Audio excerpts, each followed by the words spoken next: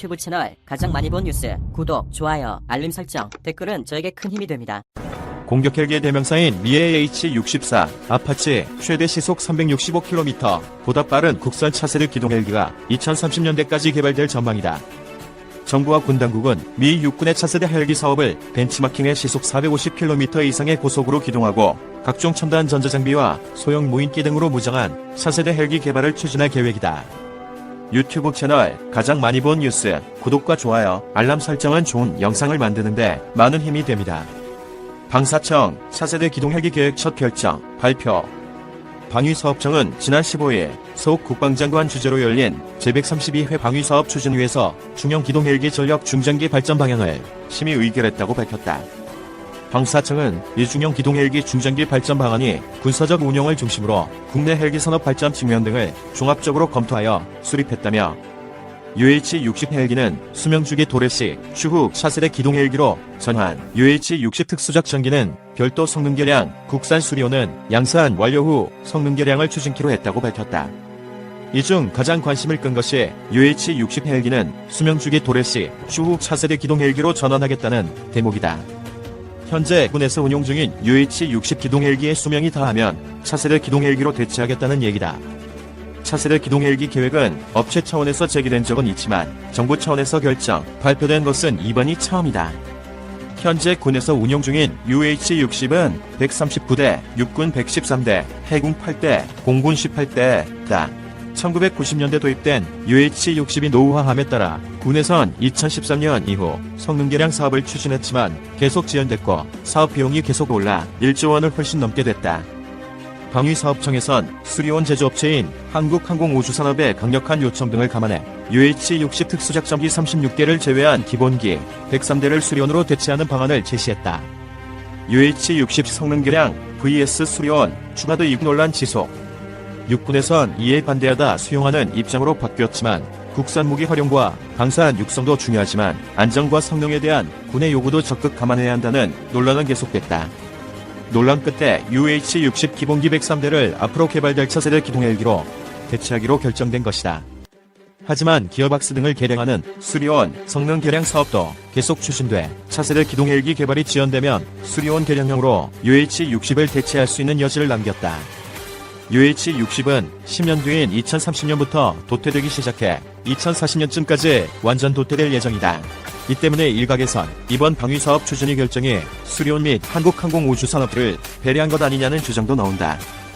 한국형 차세대 기동 헬기의 구체적인 지원과 개발 목표 시한, 개발 비용 등은 아직 결정되지 않았다. 정부 소식통은 이번 방위사업 추진위 결정을 토대로 이제부터 구체적인 그림을 그려가야 할 상황이라고 전했다. 우리가 독자적으로 개발할지 아니면 수리온이나 소형 무장 헬기, 소형 민수 헬기처럼 외국 업체의 도움을 받아 개발할지 등도 검토해봐야 한다는 것이다. 군 주변에선 우리의 기술 수준과 10년 내 개발돼야 하는 시급성 등을 감안하면 한국항공우주산업과 개발을 주도하되 미국 등 외국 업체와의 협력이 불가피할 것으로 보고 있다. 미 육군의 2030년대 슈퍼콥터 개발 계획을 모델로 실제로 정부와 군 당국은 미 육군이 2030년대를 목표로 의욕적으로 추진 중인 차세대 수직이 착륙기 개발을 모델로 차세대 기동 헬기 개발을 추진할 계획인 것으로 알려졌다. 차세대 수직이 착륙기 개발은 미래전 작전 개념 변화에 따라 다영역 작전 수행을 위해 UH-60 기동 헬기, OH-58 정찰 헬기 등 각종 헬기를 미래형 슈퍼콥터로 교체하고 센서, 항공 전자 장비 등 주요 장비를 공통화하는 것을 목표로 하고 있다. 비행 방식은 두 개의 헬기로터가 반대 방향으로 회전하는 동축반전 방식과 MV-22 오스프리처럼 수직으로 이륙한 T-프로펠러의 방향을 바꿔 대행하는 틸트로터 방식이 검토되고 있다. 군 소식통도 우리 차세대 기동 헬기는 미 시컬스키 보잉사의 SB-1, 디파이언트와 시컬스키사의 S-97, 레이더, 차세대 헬기, 벨서의 VA-80, 벨러, 틸트로터형 수직이 착륙기 등을 모델로 개발될 것으로 보인다고 말했다. 최대 시속 550km 넘는 벨사의 VA-80, 벨러. 이에 따라 우리 차세대 기동 헬기의 성능은 최대 속도 250노트, 시속 465km, 이륙 중량이 18,000파운드, 제자리 비행 6,000피트, 1,800m 등의 수준이 될 것으로 전망된다. 현재 UH-60의 최대 속도는 290여 km, 국산 수리온의 최대 속도는 280km로 시속 300km를 넘지 못한다. 미 육군이 추진 중인 차세대 수직이착 6기 개발 사업은 크게 두 가지가 있다. 우선 차세대 장거리 강습 헬기 사업으로 UH-60 블랙호크, AH-64, 아파치, CH-47 치누크 등을 대체할 차세대 헬기를 선정하는 것이다. 미 시콜스키 보잉사의 SB-1, 디파이언트와 벨서의 V-80, 벨러, 틸트로터형 수직이창 6기가 경합을 벌이고 있다. 2018년 12월 시제기를 선보인 SB-1 디파이언트는 무장병력 12명을 수송할 수 있고 최대 이륙 중량 3만 파운드급이다. 지난해 3월 초도 비행을 했고 460km 이상의 빠른 속도로 비행이 가능하다. V-80, 벨러는 최대 이륙 중량 3만 파운드급으로 무장병력 14명을 수송할 수 있다. 오스프레이 같은 틸트로터 방식이어서 최대 시속 550km 이상으로 속도가 매우 빠르다는 게 강점이다. 차세대 장거리 강습 헬기는 2030년 전력화 예정이며 매년 30에서 60대가 생산될 예정이다. 차세대 헬기 사업, 수리온 등 시행착오 교훈 삼아 심사숙고해야. 다른 하나는 차세대 공격정찰 헬기 사업으로 2018년부터 추진됐다. 2019년 사업자로 배, 보임, 시콜스키 등이 선정됐다. 시콜스키의 S-97 레이더는 두 개의 로터가 반대 방향으로 회전하는 동축 반전 방식으로 비행하며 최대 시속은 440여 킬로미터다. 최대 8명의 병력이 탑승할 수 있고 기관포와 로켓탄으로 무장하고 있다. SB-1 디파이언트보다 작지만 형태는 비슷하다.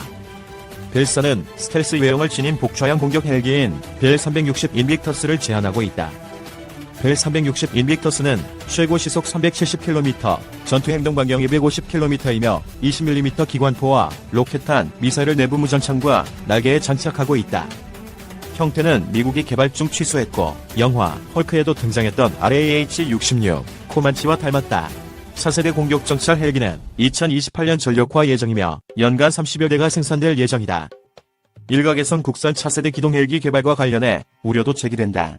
우선 미래 한반도 전장에서 차세대 헬기가 어떤 역할과 기능을 할지 명확히 개념이 정립되어 있어야 한다는 것이다. 또 요구되는 헬기 성격과 성능, 전력화 목표 연도 등도 모델로 삼고 있는 미국 기준이 아니라 우리 기준과 상황에 맞추어 정립해야 한다는 지적도 나온다. 특히 국내 개발 시 사업 주관업체와 해외 업체의 사업 참여 방법, 비용 부담, 핵심 기술 이전 문제 등을 심층 검토해야 한다는 주장도 나온다. 군의 한 소식통은 수리온 및 소형 무장 헬기 개발을 지원한 유럽 업체가 신형이 아닌 구형 헬기를 우리에게 제안해 수출에도 실패하고 있다는 비판이 많다며 차세대 기동 헬기 사업은 그런 시행착오를 교훈 삼아 미래 첨단 기술 확보와 수출 경쟁력 확보에도 중점을 두고 추진돼야 할 것이라고 말했다. 이 동영상의 이미지와 사운드는 유튜브 채널 가장 많이 본 뉴스가 소유하고 있다. 구독과 좋아요, 알람 설정은 좋은 영상을 만드는데 많은 힘이 됩니다.